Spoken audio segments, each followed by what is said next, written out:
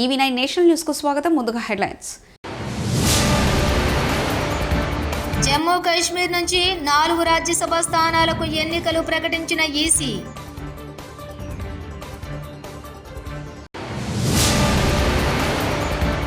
అందరూ అలాగే అనుకోవడంతో కేసీఆర్ సీఎం కాలేకపోయారు. కేటీఆర్.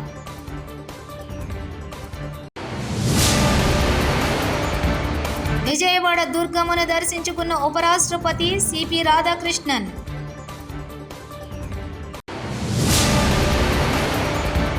చేనేతలను ప్రోత్సహించేందుకు మంగళగిరి నియోజకవర్గంలో నిర్మాణాత్మకంగా కృషి చేస్తున్నాం.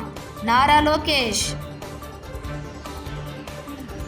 జమ్మూ కాశ్మీర్ నుంచి 4 రాజ్యసభ సీట్లకు ద్వైవార్షిక ఎన్నికలను ఎన్నికల కమిషన్ బుధవారం నాడు ప్రకటించింది. 2021 నుంచి ఖాళీగా ఉన్న ఈ రాజ్యసభ స్థానాలకు అక్టోబర్ 24న ఎన్నికలు జరగనున్నాయి. అదే రోజు సాయంత్రం పోలింగ్ ముగిసిన గంట తర్వాత ఓట్లు లెక్కించి ఫలితాలు ప్రకటిస్తారు. రాష్ట్రంలో ప్రజాప్రభుత్వం అధికారంలోకి వచ్చాక బెస్ట్ క్వాలిటీతో మంచి ఫ్యాబ్రిక్ డిజైన్తో విద్యార్థులకు అత్యుత్తమమైన కొత్త యూనిఫామ్ ఇచ్చాం. బాయ్స్ గర్ల్స్ ఒకే విధమైన యూనిఫామ్ ఇచ్చాం. టెండర్ విధానం పారదర్శకంగా నిర్వహించాలని చెప్పాం. దీంతో గత ఏడాది సర్వేపల్లి రాధాకృష్ణన్ పేరిట విద్యార్థులకు అందించే కిట్స్, గుడ్లు, చిక్కీలలో 200 కోట్లు ఆదా చేశాం. ఇదే విధానాన్ని అమలు చేసి 5 ఏళ్లలో 1000 కోట్లు ప్రభుత్వం ఖజానాకు ఆదా చేస్తాం. ప్రజాప్రభుత్వం అధికారంలోకి వచ్చిన తర్వాత గౌరవ ముఖ్యమంత్రి గారు చేసిన తొలి సంతకం మెగా డిఎస్సి అధ్యక్ష. 5 సంవత్సరాలు ఎక్కడ గత ప్రభుత్వం ఒక్క డిఎస్సి కూడా ఏర్పాటు చేయలేదు అధ్యక్ష. సో సుమారుగా 16,000 మంది ఉపాధ్యాయులతో మెగా డిఎస్సి మన ప్రభుత్వం ఏర్పాటు చేసిన అధ్యక్ష. ఇక్కడున్న గౌరవ సభ్యులందరి సహకారంతో 2025లో నోటిఫికేషన్ చేశాం, ఎగ్జామ్స్ నిర్వహించాం, సర్టిఫికేట్ వెరిఫికేషన్ చేశాం. రేపు ఉపాధ్యాయులందరికీ లెటర్స్, అపాయింట్మెంట్ లెటర్స్ మనం అందజేయబోతున్నాం అధ్యక్ష. ఇది చాలా గర్వకారణం. కూటమి ప్రభుత్వాన్ని తొలి విజయం ఇది. ఎందుకంటున్నానంటే ఎప్పుడు డిఎస్సి నోటిఫికేషన్ ఇస్తే స్టే వచ్చేది, ఇలాంటి ఇబ్బంది పెట్టేవారు అధ్యక్ష. ఇప్పటికీ సుమారు వైకాపా నాయకులు 100 కేసులు వేశారు అధ్యక్ష. దీన్ని 100 కేసెస్ వేశారు డిఎస్సి పైన. ఎట్టి పరిస్థితుల్లో డిఎస్సి ఆపాలి, జరగకూడదు అపాయింట్మెంట్ అని వాళ్ళు కేసులు వేశారు అధ్యక్ష. కానీ నోటిఫికేషన్ పకడ్బందీగా ఇచ్చాం కనుకనే ఎక్కడ ఒక్క స్టే కూడా రాలేదు. చాలా పారదర్శకంగా నడిపిస్తున్నాం అధ్యక్ష. తెలంగాణలో ప్రజలంతా స్థానికంగా మా ఎమ్మెల్యే ఓడిపోయినా కేసీఆర్ మళ్లీ సీఎం అవుతారని ప్రజలు అనుకున్నారు. అయితే అందరూ అలాగే అనుకోవడంతో కేసీఆర్ సీఎం కాలేకపోయారని బీఆర్ఎస్ వర్కింగ్ ప్రెసిడెంట్ కేటీఆర్ అన్నారు. బంగారు పళ్లెంలో పెట్టి ఇచ్చిన తెలంగాణను ఆగమాగం చేశారని ఆయన చెప్పుకొచ్చారు. ఈయన చేతులు ఏముంటుంది? అట్లాగే ఇప్పుడు నిన్న మీరు చూసినారు పక్కకు కర్ణాటకలో ఆల్మట్టి డ్యామ్ హైట్ పెంచుతుండ్రు 5 ఫీట్లు. ఒక్క డ్యాము ఆల్రెడీ కట్టి ఉన్న డ్యాము 5 ఫీట్లు పెంచుతందుకు వాళ్ళు ఎంత ఖర్చు పెడుతున్నారు ఎరికేనా? 70,000 కోట్లు ఒక భూసేకరణకే. 70,000 కోట్లు. అదే కేసీఆర్ గారు 40 లక్షల ఎకరాలకు నీళ్ళు ఇచ్చే ప్రాజెక్టు దాని మీద 93,000 కోట్లు ఖర్చు పెడితే తిన్నాడు 1,00,000 కోట్లు తిన్నాడు వేసుకపోయింది ఇంట్లోకి. మనం ఎప్పుడైనా ఆలోచించినామా కనీసం? అరే 93,000 కోట్లు ఖర్చు అయిన ప్రాజెక్టులో 1,00,000 కోట్లు ఎవడెట్లా తింటాడు? మరి 1,00,000 కోట్లు ఈయననే తింటా బరాజులు ఎవడు కట్టిండు? ఆ పంప్ హౌజ్లు ఎట్లా కట్టిర్రు? ఆ సొరంగ మార్గాలు ఎట్లా కట్టిర్రు? మరి ఆ మొత్తం కాలువలు ఎట్లా కట్టిండ్రు? గన్ని రిజర్వాయర్లు ఎట్లా వచ్చినాయి? గిన్ని నీళ్ళు ఎట్లా వస్తున్నాయి? ఇలా భూమికి బరువు అయ్యేంత పంట ఎడికెళ్ళి వండుతున్నది అని ఎప్పుడైనా కూర్చొని ఆలోచించినవా? ఇగో తిన్నాడట అంటే తిన్నాడు, తినే ఉంటాడు. ఇదిగో పూలు అంటే అది గొప్ప ఒక అడిగినోడు లేడు, చూసినోడు లేదు. ఎవరు పడతా వాళ్ళు ఏది పడతారు చెప్పుడు, మనం నమ్ముడు. ఆయనతో పోయి బాయిలో దుంకుతున్నామా, బుందలో దుంకుతున్నామా, ఏది చూసేది లేదు, పోయి దుంకుడేనే. నల్గొండ జిల్లాలో పోలీసులు 3rd డిగ్రీ ప్రయోగించిన గిరిజనుడు సాయి సిద్ధును పరామర్శించిన మాజీ మంత్రి ఎమ్మెల్యే జగదీష్ రెడ్డి. బీఆర్ఎస్ నేతలు యూరియా కోసం ధర్నా చేసిన యువ రైతు దానావత్ సాయి సిద్ధును దారుణంగా కొట్టడం బాధాకరమని, అతనికి అండగా ఉంటామని హామీ ఇచ్చిన జగదీష్ రెడ్డి.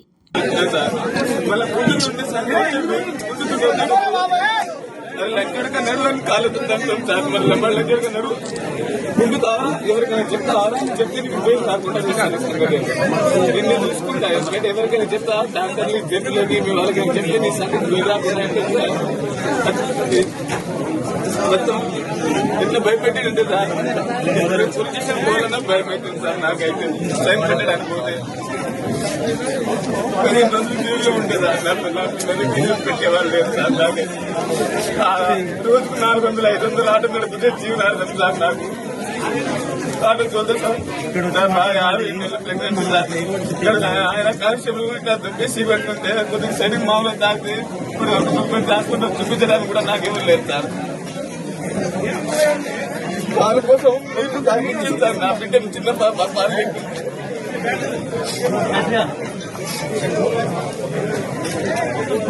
వీడియో చూపిస్తున్నట్టు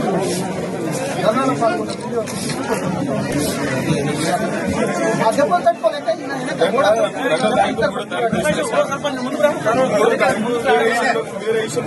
జాబ్ క్యాలెండర్ వెంటనే విడుదల చేయాలని రోడ్డుపై బైఠాయించి నిరుద్యోగులు నిరసన. దిల్సుఖ్ నగర్ మెట్రో స్టేషన్ వద్ద భారీగా ట్రాఫిక్ జామ్.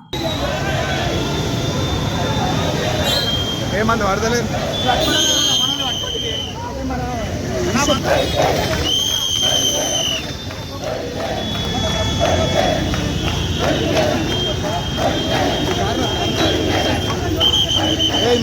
మధ్య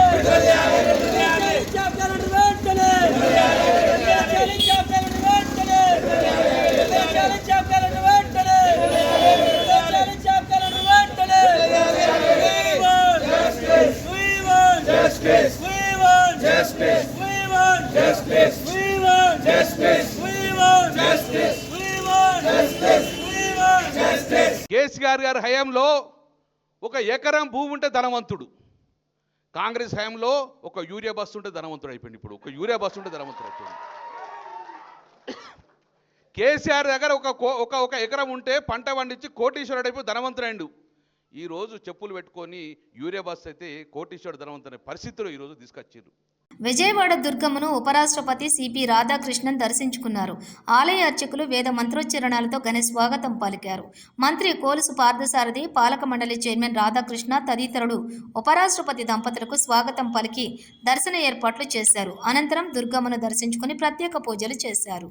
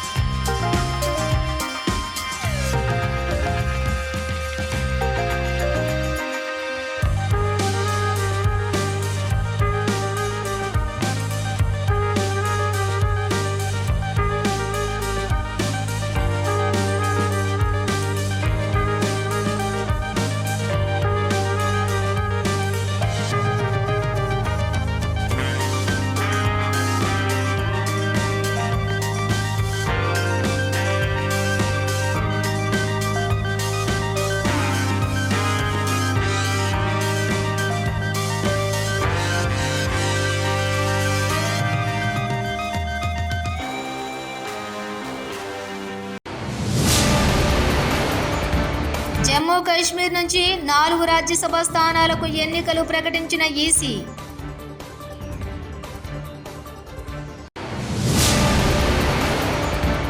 అందరూ అలాగే అనుకోవడంతో కేసీఆర్ సీఎం కాలేకపోయారు. కేటీఆర్.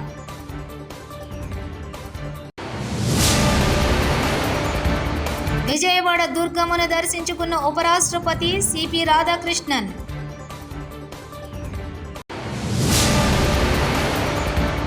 చేనేతలను ప్రోత్సహించేందుకు మంగళగిరి నియోజకవర్గంలో నిర్మాణాత్మకంగా కృషి చేస్తున్నాం. నారా లోకేష్. ఇవి బులెటిన్ విశేషాలు. చూస్తూనే ఉండండి EV9 నేషనల్ న్యూస్.